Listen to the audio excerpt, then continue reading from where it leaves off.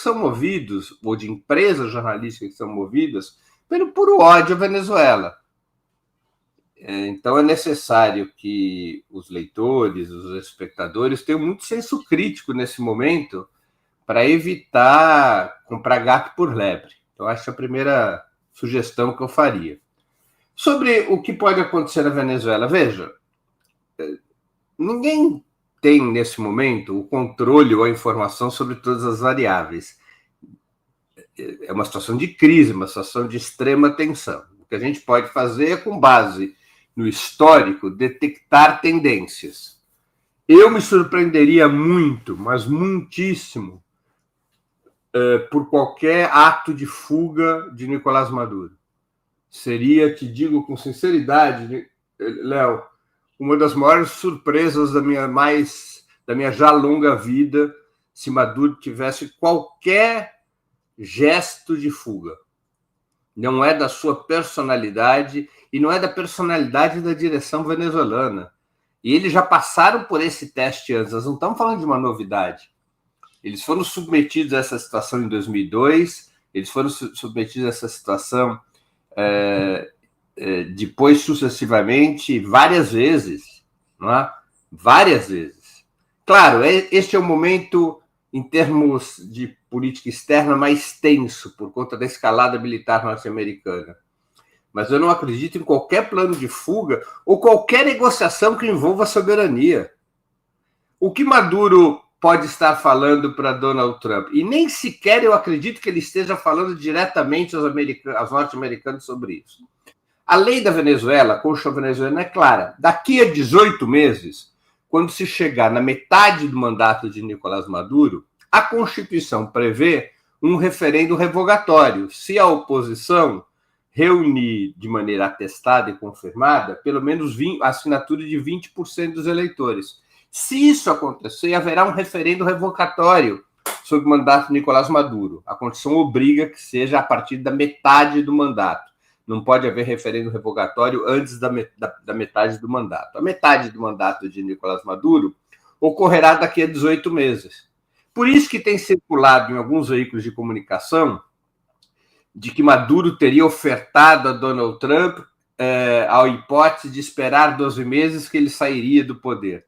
É notícia mal dada. A notícia real é essa. Daqui a 18 meses, a oposição terá o direito de convocar um referendo revogatório, desde que reúna 20% das assinaturas dos eleitores, aí torna-se obrigatório esse referendo revogatório, e a oposição teria que ter, para derrubar Maduro, mais votos do que Maduro teve ao se eleger. Né? Essas são as regras do jogo.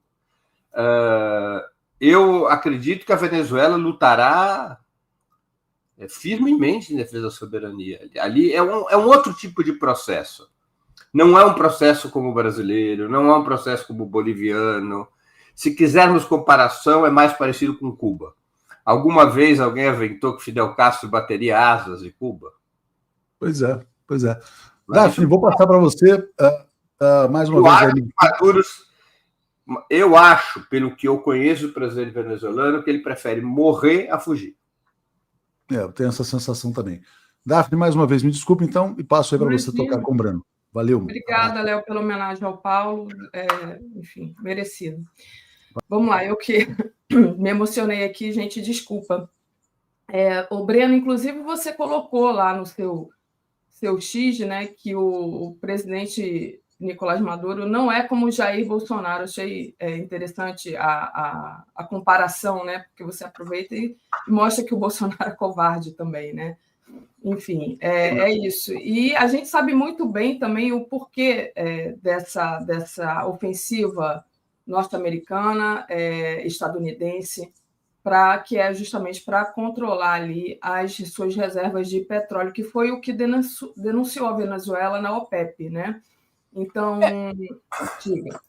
Não, perdão, conclua. Não, é isso. Eu ia colocar justamente essa denúncia, a gente sabe a razão, e agora o que vai acontecer? Por que a gente tem tão pouca resposta, até aqui do Brasil mesmo, da esquerda, em relação a isso? Como alguém falou aí, um pouco antes de você entrar, é justamente aqui no nosso quintal, né? Aí a gente vai agora esperar para ver o que vai acontecer na Venezuela. Não dá para esperar o que vai acontecer. Era para todo mundo estar gritando, né, e defendendo a Venezuela.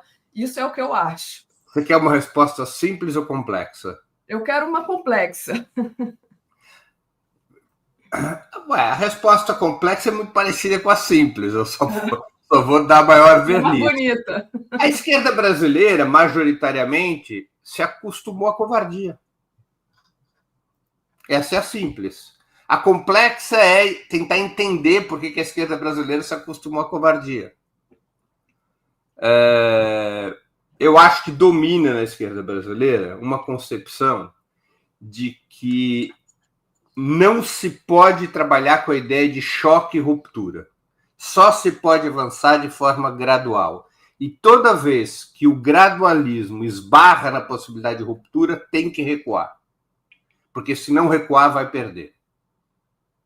Eu acho que se entranhou majoritariamente na esquerda brasileira essa concepção gradualista. Como nós estamos numa situação de embate, de confronto entre os Estados Unidos e a América Latina, cujo momento atual é o confronto dos Estados Unidos contra a Venezuela, a concepção que predomina na esquerda brasileira, especialmente do Partido dos Trabalhadores, que responde por 90% da esquerda brasileira, a concepção é evitar o confronto a qualquer custo.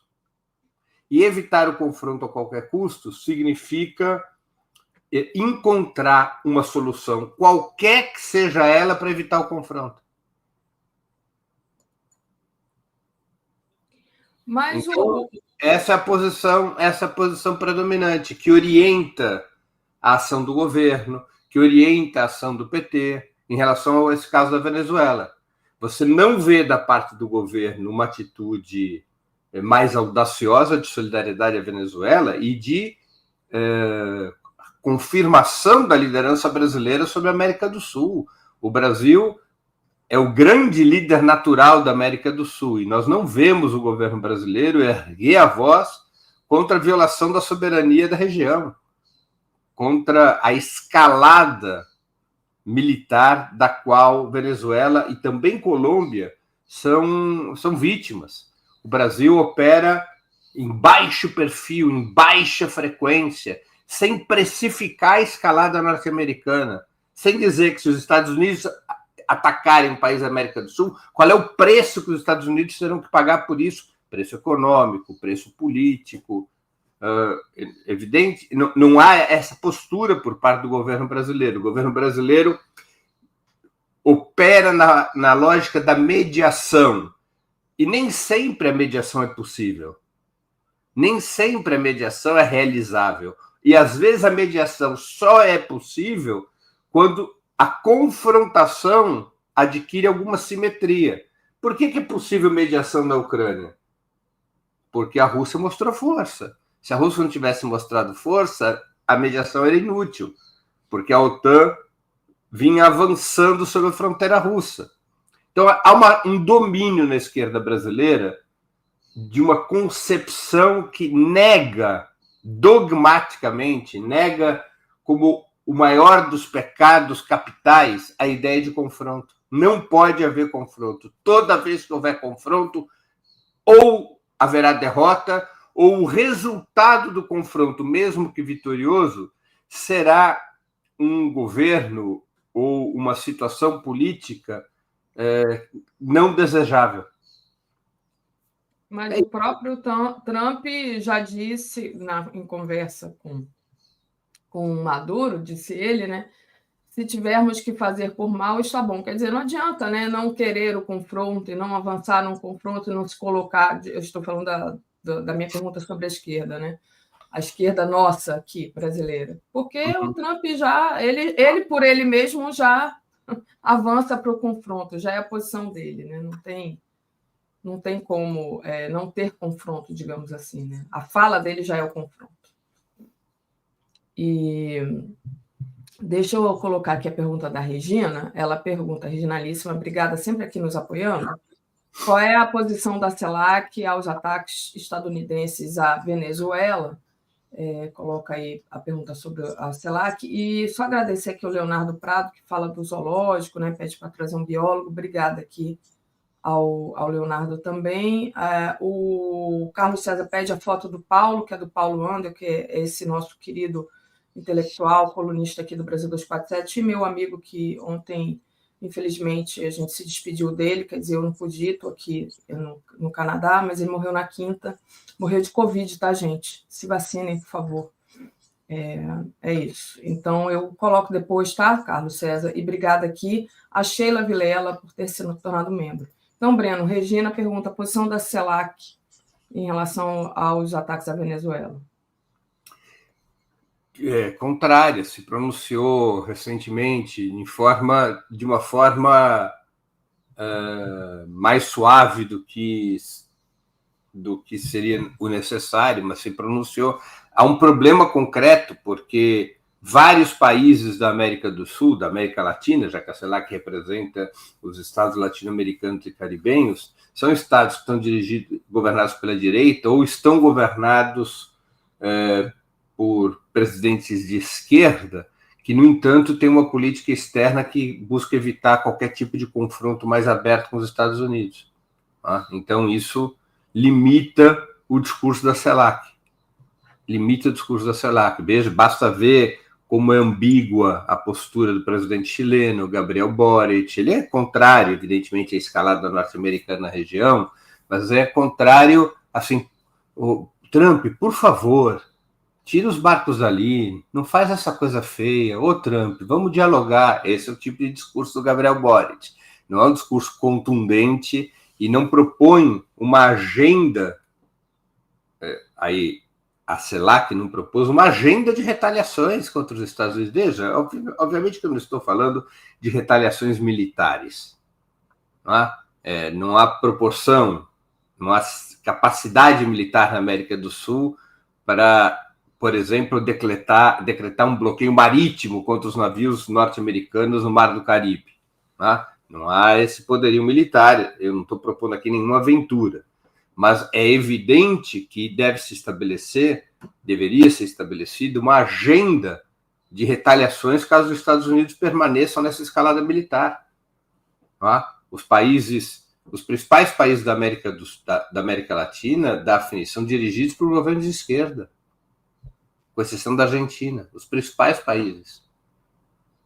As principais economias da região, além da própria Venezuela, Brasil, Chile, México, Colômbia, são governados pela esquerda. Então você pode propor uma agenda de retaliações, porque o que os Estados Unidos estão fazendo fere o direito internacional. Os Estados Unidos fecharam o espaço aéreo venezuelano, decretaram o fechamento do espaço aéreo venezuelano. Isso é completamente oposto ao direito internacional. Isto é uma violação do direito internacional. Nenhum país tem o direito de fechar o espaço aéreo de uma outra nação. Mas a reação é uma reação tíbia. É uma reação tíbia. A reação das nações do BRICS ainda é uma reação tíbia, embora, claro, as notas de Rússia e China sejam notas muito vigorosas, especialmente o posicionamento da Rússia é muito vigoroso, embora China e Rússia estejam contribuindo logisticamente com a Venezuela. Quer dizer, a Rússia tem contribuído com a preparação militar do país, com entrega de armas e munições. A China tem mantido fluxos comerciais e financeiros do mais alto nível, embora elas tenham um papel logístico, elas poderiam também subir o tom, criar uma situação incontornável para os Estados Unidos. Vou citar um exemplo clássico. Por que os Estados Unidos não invadiram a Cuba na crise dos mísseis de 1962? Porque a União Soviética disse: invadiu Cuba, nós vamos tomar a Alemanha e a Turquia. Sim. Nós vamos revidar contra os seus aliados. Imediatamente. O Exército Vermelho desfilará em Istambul e tomará a Alemanha Ocidental. Nítido, assim, na mesa. O que faria a União Soviética? Os Estados Unidos recuam e fazem um acordo, o acordo Khrushchev-Kennedy, que garantia a sobrevivência, garantia a defesa, a proteção da Revolução Cubana, mesmo com os soviéticos em contrapartida, tendo retirado os mísseis nucleares de Cuba. Né? Então, mesmo Rússia e China podem desempenhar um papel mais assertivo. Né? Mais assertivo. Agora, os países latino-americanos, a atuação é muito tíbia. Né? Muito tíbia. É uma atuação quase pedindo por favor ao governo norte-americano para ter bom comportamento. Né? Sabe, entra na festa um sujeito já alcoolizado, agressivo, que começa a ser inconveniente com as mulheres, que briga com as outras pessoas que estão na festa. O que você faz? Você tenta conversar no primeiro momento e diz, meu caro, você não pode se comportar dessa maneira. Mas imediatamente, se o sujeito não se adequa às normas civilizadas, você bota ele para fora da festa, né? Ele é forte, ele é gigantesco, ele é enorme, você junta todo mundo e bota o cara para fora da festa. Então, esse soberanismo a gente não está assistindo na América do Sul, com exceção da própria Venezuela e da Colômbia. E, em termos latino-americanos, eu incluiria também a Cuba e, num certo, assim, com alguma generosidade, também o México. Né?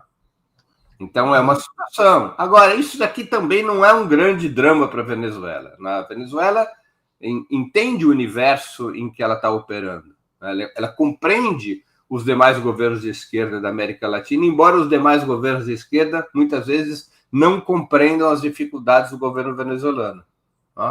O governo venezuelano compreende que ali na Venezuela, como em Cuba, em certo sentido também na Nicarágua, houve uma revolução política. O poder político é controlado pela esquerda, não pertence mais à burguesia local.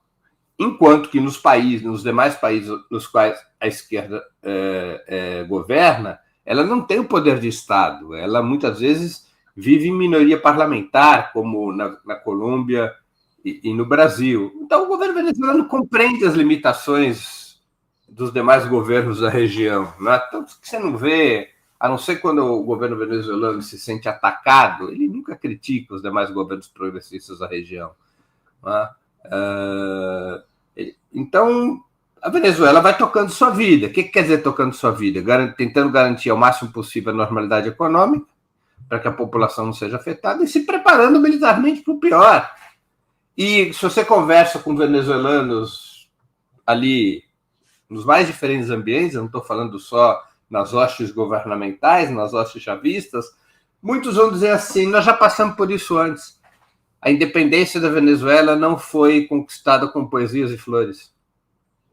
Nós enfrentamos já o exército mais poderoso do mundo, à época, que era o exército espanhol. Nós derrotamos o exército espanhol. Eles têm orgulho histórico disso. Nós derrotamos o exército espanhol. O exército espanhol teve que sair daqui. À época, o exército espanhol, ele, ao lado da derrotado o Napoleão Bonaparte, derrotado os exércitos franceses, já na primeira e na segunda década do século XIX, o exército espanhol era o mais poderoso do mundo, ou um dos mais poderosos do mundo. Breno, se eu só pedir aqui 2 segundos para você de intervalo na sua análise, atendendo aqui ao César, que mandou um superchat, a foto do Paulo Andel, então, era essa pessoa aqui que teve em vários programas aqui do 247 relacionados a futebol. Ele escreveu vários livros, várias crônicas do Rio e falava muito, tinha um blog, ele tinha 2 blogs, na verdade, Outras Palavras, e um outro sobre o Fluminense, enfim, participava aí de mesas redondas de futebol sobre o Fluminense. Vocês o viram aqui muitas vezes na época da Copa com o Ricardo Neguton, tá? Era essa pessoa aqui, o Paulo, que tinha uma coluna também aqui nos Brancos. Obrigada ao César pela lembrança. Trazer aqui também um comentário da Imperatriz Ramos, até que ponto a experiência traumática da luta armada no Brasil, pós-golpe de 64, modo comportamento anti-confrontação da esquerda brasileira. Isso aí é uma análise bem bem psicanalítica, que a gente até poderia fazer um programa sobre isso, talvez com o Breno Altman e o Luciano Elia, mas passo para você, Breno, se quiser responder. Olha, não, eu acho que é uma pergunta muito interessante, porque eu a faço o tempo todo também. Tentar encontrar as razões mais amplas da covardia dominar a esquerda brasileira. E há razões, digamos assim, traumas fazem parte dessas explicações. Eu não acho que devam ser descartados. Eu acho que existe na política o trauma coletivo. Né? Pode não existir na psicanálise, eu não entendo disso, mas na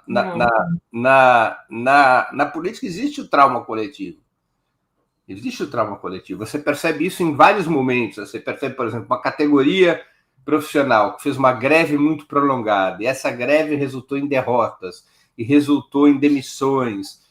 Essa categoria leva, às vezes, vários anos para fazer greve novamente, porque ela fica traumatizada com aquela situação. Né? E não é um trauma analítico do ponto de vista da política, é também um trauma baseado no medo. Ou seja, você tem medo de voltar a lutar da mesma forma que lutou, porque acredita que o resultado será igual. Demissões e assim por diante. Né? Então, existe um trauma mesmo. Onde é que está localizado o trauma? Na derrota da luta armada? Pode ser. Não creio que seja a vertente mais razoável de explicação. Por quê? Porque depois da luta armada estava derrotada, o último suspiro da luta armada estava derrotado em 74. 74. Né? E depois de 74, nós tivemos grandes lutas, né? Nós tivemos um decênio, ou 15 anos até, de grandes lutas em que a esquerda brasileira, ao contrário de demonstrar covardia, demonstrava impetuosidade, audácia. Em pouco tempo foi reorganizada a UNE, construída a MST, construída a CUT, construído o PT, grandes greves operárias, campanhas das diretas. Então, se o trauma fosse na luta armada, nós não teríamos esses acontecimentos pós-74. Eu acho que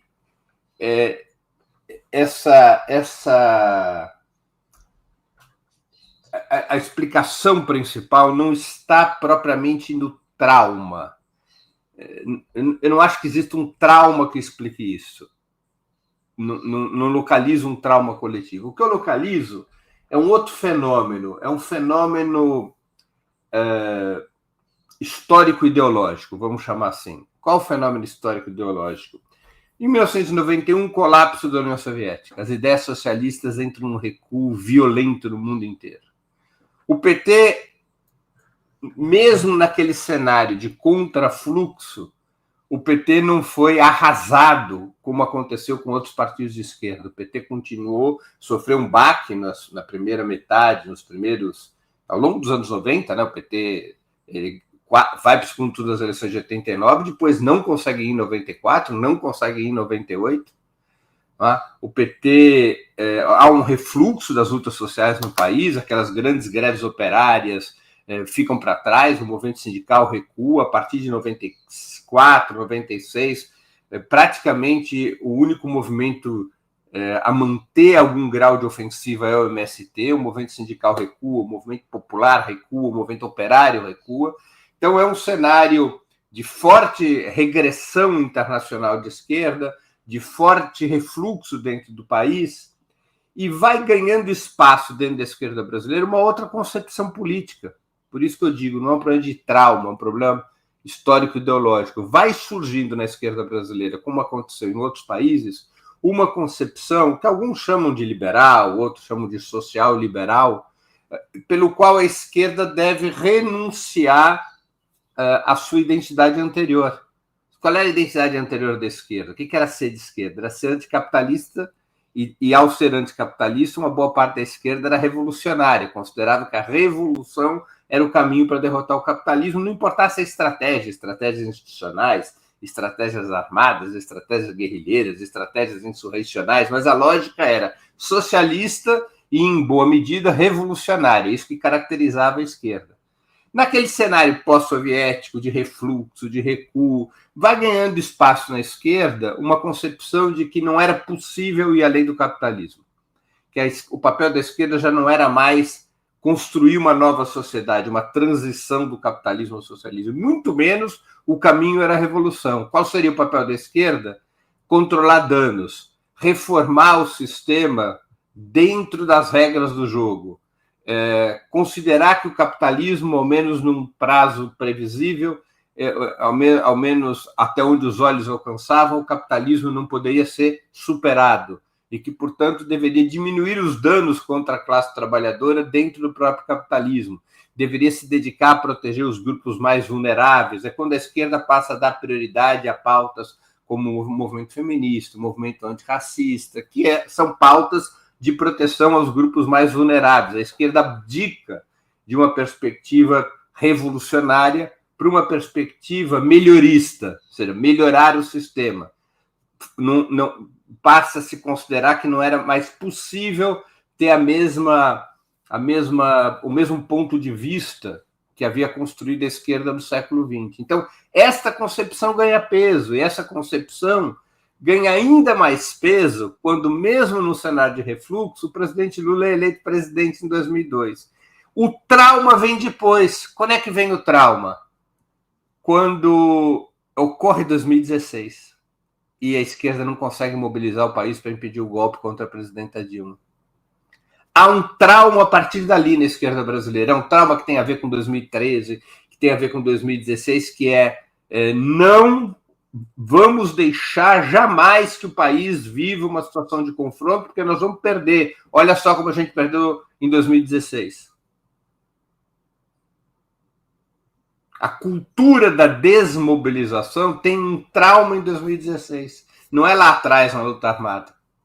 Mas eu acho que, logicamente, devia ser ao contrário, porque não houve tanta mobilização assim em 2016, né?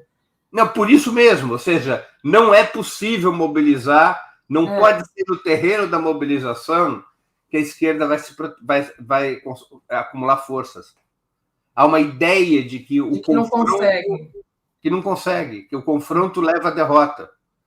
E aí depois veio todo o período Bolsonaro, então o medo de que volte a extrema-direita, que se houver confronto vai voltar à extrema-direita, que é mesmo necessário o máximo gradualismo possível, o máximo de concessões, para impedir que um mal pior, com perdão da língua portuguesa, que o mal pior se estabeleça. Não é? Então, o trauma está aqui, é recente. O trauma está nesse período 2016-2022. Passou a haver muito medo em relação à extrema-direita. Né? Mas é fruto, é um trauma, que é um vírus oportunista, esse trauma. Né? Ele só acontece, na minha opinião, modestíssima, porque nos anos, até décadas anteriores, a esquerda foi rebaixando a sua perspectiva histórica. Foi perdendo densidade ideológica. A esquerda foi se domesticando, majoritariamente. Não estou falando de todo mundo. Né? E ao se domesticar, ela vai perdendo os anticorpos para esse tipo de trauma. Esse trauma só pôde vicejar na esquerda porque a esquerda já estava muito domesticada. A Rose colocou aqui um depoimento, Rose Paixão. Em 2013, eu fui para a rua e fiquei frustrada porque ninguém entendia nada. Só décadas fomos entender que foi um golpe na Dilma, que era um golpe contra a Dilma. É isso. E, Breno, queria trazer aqui um outro assunto para a gente tratar, que é a Ucrânia. Vou colocar aqui uma matéria do Opera Mundi. Ucrânia. Está aparecendo aí? Agora eu fico até assim, com medo. Então, a chancelaria russa afirma que a Europa se retirou das negociações de paz com a Ucrânia. Marco Rubio descreve reunião com delegação ucraniana como produtiva, mas com muito trabalho ainda a ser feito. Moscou acredita que frustrações, ações dependerão de um entendimento com Washington. Como é que está essa situação da Ucrânia, que se arrasta e parece que às vezes esquenta e depois esfria novamente? Porque tanto o governo Zelensky quanto os governos europeus estão num beco sem saída. Essa guerra é uma guerra perdida. E o acordo de paz possível é um acordo que vai chancelar a derrota militar. E é evidente que Zelensky não quer isso como resultado, e nem os governos europeus que jogaram todas as suas forças nessa opção guerreirista na Ucrânia, desde 2014. É uma desmoralização dos governos europeus, liberais, conservadores, sociais-democratas, de todos os naipes, porque todos se envolveram nessa aventura. Todos se envolveram nessa aventura. Todos. Tá? Você vê até partidos de esquerda. Eu tive a oportunidade de conhecer a posição do Bloco de Esquerda em Portugal, que mais ou menos corresponde ao que seria o PSOL aqui no Brasil. É favorável à Ucrânia. A social-democracia na Europa toda favorável à Ucrânia. São raríssimas as exceções. Raríssimas as exceções. O Partido Comunista Português é uma exceção. Outros partidos comunistas que ainda se mantêm na Europa. Pequenos grupos. Na França, Jean-Luc Mélenchon, a França insubmissa, tem uma postura mais crítica. Na Inglaterra, esse novo partido do Corbyn, que tem divisões internas a esse respeito, já surgiu com divisões internas a esse respeito. É um partido que tem um nome curioso, né? Your Party, o seu partido, vai ser esse o nome do partido, Your Party. Foi fundado agora nesse fim de semana, né, formalmente, tem posições, tem divergências a esse respeito, mas predomina essa posição, né? A Rússia, ela vai avançando no campo de batalha. Ela vai avançando no campo de batalha. Ela vai, como um urso, passo a passo, tomando território. A Rússia não tem pressa. A Europa está às voltas, junto com Zelensky, de alguma estratégia que possa contar com a aquiescência norte-americana, alguma estratégia para tentar reverter, ainda que parcialmente, a presença militar russa no território ucraniano. A Rússia já ocupa alguma coisa como 16, 17% do território ucraniano, todo o Donbas, a região leste, que é de maioria étnica russa, né? Já ocupa boa parte. O objetivo russo é chegar em todo o Donbas, o que daria, somando com a Crimeia, uns 20% do território ucraniano, que é o preço da paz. Reconheçam que esse território é russo e acabou a guerra. Né? Mas a Europa e a Ucrânia querem reverter. Os Estados Unidos operam pendularmente. Trump não tem, pessoalmente, nada a ver com essa guerra. Essa é uma guerra inventada essencialmente pelos democratas. Né? Os democratas, junto com a União Europeia, os democratas no interior, liderando a OTAN, é que estabeleceram essa estratégia anti-russa, cuja resposta russa foi a ocupação, a invasão da Ucrânia em 2022. Trump deseja, por razões internas, sair da guerra, porque é uma das suas promessas de campanha, ele está caindo a popularidade, setores da própria direita norte-americana o pressionam para cumprir a promessa de campanha. Os Estados Unidos chegaram a articular um plano de paz de 28 pontos, negociado previamente com os próprios russos, ou seja, o que a Rússia aceitaria para acabar a guerra. Esse plano foi rejeitado pela União Europeia, foi rejeitado pelos Zelensky. Aí os Estados Unidos fizeram um adornamento, uma acomodação desse plano para satisfazer a Europa e a Ucrânia.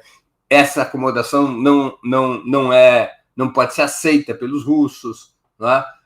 A Europa passa a considerar que não há negociação possível com a Rússia, que é o que o Lavrov anunciou, que você colocou há pouco a matéria do Opera Mundi a respeito. E a Rússia vai continuar com a guerra. Só que a Rússia não pode ser mais vencida. Não existe estratégia para vencer a Rússia. Ou seja, há duas opções militares sobre a mesa. A primeira é municiar a Ucrânia de armas de longo alcance que possam atingir cidades russas. Não é? Essa é uma opção. Por isso que os ucranianos querem os mísseis Tomahawk, que são mísseis de longo alcance, querem outras peças de artilharia que permitissem atingir Moscou, que permitissem atingir São Petersburgo, que permitissem atingir centros industriais e infraestrutura militar da Rússia, de tal maneira que a Rússia machucada recuasse na Ucrânia. Essa é uma opção. Outra opção, que seria ainda mais temerária, que é a OTAN alocar tropas na Ucrânia. A Ucrânia não tem mais soldados. Você viu o que se passou com o motorista da Angelina Jolie? A Angelina Jolie estava entrando na Ucrânia, lá tinha um motorista ucraniano, foram parados num posto de fronteira, se não me engano, na fronteira entre a Polônia e a Ucrânia, foram revisar a documentação, como é normal, passagem de fronteira, foram pedir ali a documentação da Angelina Jolie do motorista. O motorista era um ucraniano que supostamente tinha fugido do alistamento militar. A Angelina Jolie ficou sem motorista na fronteira. O sujeito foi preso e mandado para o exército. Né? Eles estão capturando na mão, porque eles não têm mais soldados, eles não têm mais contingente militar. Então, a alternativa seria, a segunda opção, repito, mas ainda mais temerária, seria a União Europeia, a OTAN, colocar no campo de batalha soldados franceses, poloneses, de outros países. Mas isso é a mundialização da guerra, né? Isso é a mundialização da guerra. Isso é transformar a guerra na Ucrânia numa guerra mundial. É uma opção que os franceses já chegaram de maneira basófia pura, né, do Macron. A França vai colocar soldados na Ucrânia. Imagine que o Putin tenha rido. Pô, aí que fica bom. Coloca soldados franceses na Ucrânia, que é a delícia. Nós temos muito medo dos soldados franceses. Puxa vida, como eles nos atemorizam. Né? Se colocar soldados alemães, é capaz de 90% da população russa dos 15 aos 100 anos de idade se alistar. Soldado alemão, estamos nessa. Vamos todos nos alistar para praticar o esporte preferido da população russa, que é matar alemão, né? Que é enfrentar soldados alemães. Então, é uma situação patética. A Europa é um anão político-militar sem os Estados Unidos. Os Estados Unidos têm uma postura pendular, né? Então, o que faz a Rússia? Querem a paz? Ótimo, nós também queremos a paz. Não querem a paz? Nós vamos seguir na nossa toada. Nós vamos avançando sobre o território ucraniano. E eu acho, não tenha dúvidas, viu, Daphne, que a Rússia vai avançar sobre Kiev.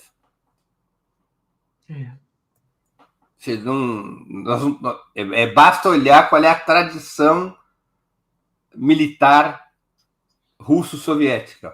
Eles não são um exército que fazem metade do serviço. Quando você falou da França, a França realmente é uma piada. Perde tudo quanto a guerra entra para perder, né? Então, de fato, seria bem... não tem como, não existe essa... O último militar de intimidação. O último militar decente que a França teve foi Napoleão Bonaparte. Isso dos mais de 200 anos. Eu tenho tempo. É uma piada. Os alemães entraram na França em 2 semanas. Ô, Breno, deixa eu agradecer aqui a Graça, que se tornou novo membro. Quem puder, faça como a Graça Batista, entre como membro aí do YouTube. O Carlos César diz, fora ao rei do incapaz e ladrão. Está falando do Zelensky, eu acho, né? A Marisa Borges, obrigada, se tornou membro também. Obrigada aqui ao Carlos César pelo comentário sobre o Paulo. E a Zukov, fraude eleitoral em Honduras. Então, o candidato, né, direitista, nem sei falar o nome dele, você deve saber, apoiado pelo Trump, saiu na frente na eleição presidencial de Honduras e, matéria da gente de hoje cedinho, candidata progressista contesta primeiros números da apuração nas eleições. Rishi Moncada reage aos dados iniciais das eleições em Honduras e acusa sabotagem na transmissão de votos. Quer dar uma palavrinha sobre Honduras? Olha, é a crônica de uma fraude anunciada, né? Nós estamos, nesse momento, Daphne, com 65% das urnas apuradas, né? É um levantamento que me foi passado pela redação do Ópera, já tem uma matéria no ar às 7h26 da manhã. 42,65% das urnas apuradas. O Nasri Asfura, que é o candidato da direita, tem 41% dos votos, e a Rishi Moncada está só com 20,5%. O Salvador Nasrallah tem 39%. Ela tem terceiro lugar por essa apuração. Né? O Nasri Asfura, que é do Partido Nacional, foi prefeito de Tegucigalpa, que é a capital de Honduras, e é um aliado declarado do presidente dos Estados Unidos. Ele é como se fosse um Milei, o Bolsonaro. Né? Ele aparece em primeiro lugar. O Salvador Nasrallah é do Partido Liberal, que a essa altura da vida é um partido centrista. Aliás, é um partido da onde saiu o Partido Livre, que é o partido de esquerda hoje, que é o partido da Rishi-Moncada. Né? Então, você tem essas três forças em disputas e a Rishi-Moncada vai ali na rabeira. Há muita denúncia de fraude, há uma pressão enorme dos Estados Unidos sobre Honduras, e esse é o cenário que sinaliza uma vitória da direita, né? Sinaliza uma vitória desse candidato apoiado por Donald Trump. Veja, é uma tendência na América Latina. A extrema-direita, a partir da vitória de Donald Trump, se fortaleceu. Nós já tivemos vários processos eleitorais, né? Após a vitória de Donald Trump, nós tivemos aí a direita venceu no Equador, tá? A direita vai vencer no Chile, é muito difícil a reversão no segundo turno. O segundo turno no Chile agora é dia 14 de dezembro, não é isso? A Janet Jara vai enfrentar o Cast, que é um candidato de extremíssima direita, e as forças de direita unidas devem triunfar no Chile. Não é? É muito difícil que Janet Jara reverta isso. Você tem essa situação em Honduras, também de favoritismo da extrema-direita. Eu não tenho dúvidas de que há fraude. Isso aqui é um festival em Honduras. Honduras chegou a ter um presidente que está condenado a 45 anos de prisão por narcotráfico e que o Trump pressiona pela sua anistia, né? Ele, que é o combatente do narcotráfico, propõe a anistia de um presidente hondurenho vinculado comprovadamente ao narcotráfico, né? Então, essa é uma situação que tem que se viver. Ou seja, o Trump ele acionou suas forças para garantir o crescimento da extrema-direita na América Latina. Aguardemos ano que vem aqui no Brasil, não tenhamos dúvidas que ele vai fazer o jogo que for necessário para tentar derrotar o presidente Lula. A Venezuela não é um alvo isolado do presidente Donald Trump, para retornar aqui a conversa, ao início aqui da nossa conversa. Não é um alvo isolado, a Colômbia não é um alvo isolado. O que os Estados Unidos desejam é recuperar integralmente a influência na América Latina, propiciando a eleição de presidentes vinculados ao trumpismo, vinculados à extrema-direita. Né? Vinculados à extrema-direita. A batalha no Brasil é uma batalha decisiva, né? Porque o Brasil é metade da América Latina, né? Em população, em economia. Então, é a batalha mais importante, mas nós vamos ter eleições na Colômbia em maio. O cenário não é propriamente favorável ao Ivan Cepeda, que é o candidato apoiado por Gustavo Petro na Colômbia. E nós vamos ter... houve uma vitória de esquerda relevante, foi a vitória no Uruguai, mas o Uruguai é um país pequeno, né? Vê Bolívia, esqueci de citar Bolívia. Na Bolívia, a esquerda não foi nem para o segundo turno, por problemas internos, divisões internas, mas a disputa presidencial na Bolívia foi entre um candidato de centro-direita, finalmente eleito, o atual presidente, e um candidato da extrema-direita. Né? Então, isso tem muito a ver com Donald Trump, tem muito a ver com a pressão norte-americana sobre a América Latina. Uma pressão que, se não for enfrentada, ela tem muita força de tração, né? Ela vai se envolvendo nas disputas políticas internas. Também por isso me parece pouco adequado o baixo perfil do Brasil no enfrentamento a Donald Trump sobre a questão venezuelana. Porque vai naturalizando que Donald Trump intervenha nos negócios latino-americanos. Está considerando normal que Donald Trump possa apitar na política latino-americana.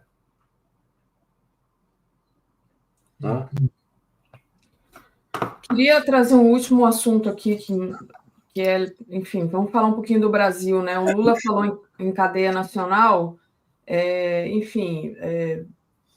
falou ali sobre os avanços, né, do governo, uma fala dele importante: o Brasil tem riqueza demais concentrada na mão dos super ricos, enfim, incentivou o consumo, deixou claro que o combate à desigualdade vai ser o mote da campanha. O Léo passou o vídeo aqui do Lula falando mais cedo. Como é que você viu essa fala em cadeia nacional do Lula, anunciando ali os feitos e os avanços do governo? Achei ótima. É um avanço muito relevante, né? É uma reforma muito relevante, a isenção do imposto de renda até R$5.000, com uma taxação maior sobre os ricos. A taxação não é uma taxação ainda bem modesta, não é? Mas é um avanço no caminho correto, que é buscar superar o caráter regressivo da tributação brasileira. É um primeiro passo de uma longa caminhada, mas é um primeiro passo importante, né, que não se dava há muitos e muitos anos, de tentar reverter a estrutura tributária brasileira, que, repito, é uma estrutura predominantemente regressiva, ou seja, tributa muito mais os pobres do que os ricos. Com a medida de isenção do imposto de renda para quem ganha até R$5.000, desde que se garanta a correção inflacionária nos próximos anos, né, Daphne, vamos nos recordar que se não houver correção da tabela, esse ganho se dissolve, né? Porque, por enquanto, a lei determina um fixo monetário e não um fixo relacionado, por exemplo, ao salário mínimo. Né? Então, com 5% de inflação ao ano, daqui 3, 4, 5 anos, esses 5.000 eles vão perdendo importância, né? Mas é um passo adiante importante. O que eu senti falta no discurso do presidente Lula? Mas é uma opção tática compreensível. Falar do futuro. Fizemos isso e o que mais faremos até o fim do mandato? Eu acho que faltou 2 temas que já tem que estar... Escala 6x1. O contra a escala 6x1 e a tarifa zero na mobilidade urbana, né? Quer dizer, anunciar as próximas batalhas. Você venceu essa batalha, mas o país não acabou, não mudou. Nem o presidente Lula falou isso. Ele, em termos genéricos, continua dizendo: temos que avançar muito, temos que continuar com medidas distributivistas, o país é um dos mais desiguais do mundo. Quer dizer, o presidente Lula não considerou que a lição de casa estava feita, né? Ele tem plena noção e transmitiu isso ao distinto público de que é necessário avançar nessa direção, de que o problema não está resolvido, muito longe disso. Mas eu acho que ele poderia ter anunciado as próximas batalhas. Né? É o único reparo que eu faria ao seu discurso, não ter anunciado as próximas batalhas. Só para a gente finalizar, queria falar um pouco da figura do Alcolumbre, né? O Alcolumbre divulgou no domingo uma nota oficial em que criticou o Poder Executivo pela demora no envio da mensagem que formaliza a indicação do Jorge Messias, advogado-geral da União, ao Supremo Tribunal Federal. A própria Glaze falou, enfim, tentou ali também abafar um pouco essa crise, enfim. Mas tem uma crise aí com o Alcolumbre, né? O que você teria a dizer sobre isso? Como é que você vê o avanço da figura do Alcolumbre? Bem, assim, cri-cri, digamos. Eu acho que não se deve olhar para esse cenário apenas com foco no indivíduo. Não é um problema com o Davi Alcolumbre. O comportamento do Davi Alcolumbre reflete uma correlação de forças, reflete uma política na direita brasileira, e não só na extrema-direita, mas também na direita liberal, especialmente no centrão, que é buscar se unificar para derrotar o presidente Lula em 2026. É disso que se trata. É criar as condições para derrotar o presidente Lula em 2026. Davi Alcolumbre é parte disso. Ele não está fora desse esquema. Houve no PT e no governo, na minha opinião, muita ilusão sobre Alcolumbre e sobre Hugo Mota. Hugo Mota foi um nome indicado por figuras proeminentes do PT, que acreditavam que ele jogaria limpo, que ele teria lealdade, embora seja uma cria do Arthur Lira e do Eduardo Cunha. Mais uma vez, a ilusão tomou conta do PT. Aí o que está acontecendo? As lideranças principais do Centrão, não todas, mas as lideranças principais do Centrão analisam o atual cenário, incluindo a prisão do Bolsonaro, como uma possibilidade de recompor um campo conservador que derrote Lula. E uma estratégia para derrotar Lula passa por desgastar o governo, por fazer com que o governo sofra derrotas legislativas e derrotas políticas que lhe tirem prestígio na opinião pública. Pela primeira vez desde o século XIX, negar uma indicação presidencial para a Corte Suprema, no cálculo dessa gente, é uma derrota grave. Seria uma derrota grave do presidente Lula. E querem impor essa derrota. Não é um problema pessoal do Davi Alcolumbre, embora possa existir um problema pessoal, Alcolumbre queria o Rodrigo Pacheco, aquela coisa toda, mas essas coisas pessoais, elas nunca ditam o ritmo da história, elas nunca ditam o ritmo da política, embora elas tenham sua importância. Essas questões pessoais, elas refletem o momento, elas refletem a luta de classes, elas refletem o confronto político no país. Então, nós temos que interpretar os passos, gestos e falas de Davi Alcolumbre como parte disso. O Centrão não quer continuar casado com o governo. O Centrão quer derrotar o governo.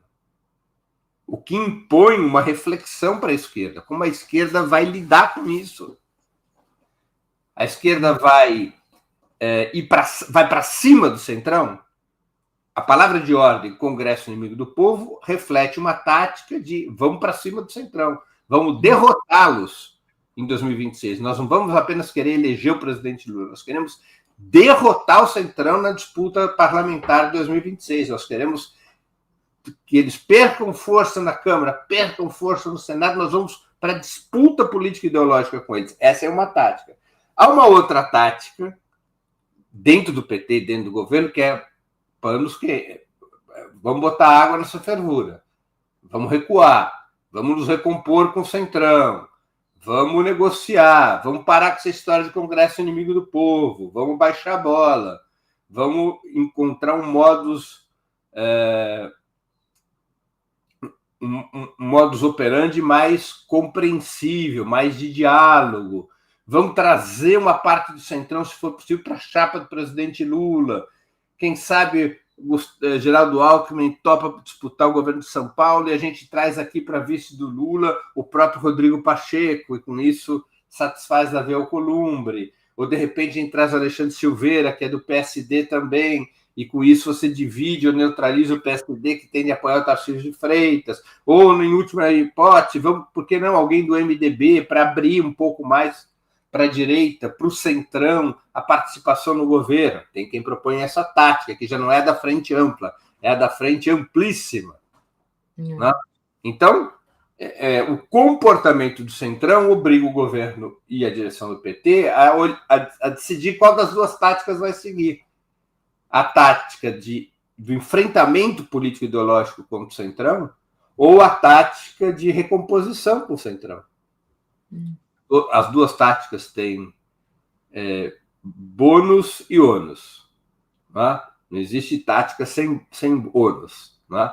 A tática da confrontação, ela traz um ônus evidente. O governo pode, daqui até o final do ano, até as eleições do ano que vem, o governo pode ficar paralisado no parlamento. Pode ficar paralisado no Congresso. Essa é uma possibilidade. A outra tática pode levar a um desgaste político do presidente Lula na opinião pública, na sua própria base eleitoral. Pode surtir o efeito oposto, mostrar fraqueza na hora de enfrentar a extrema-direita.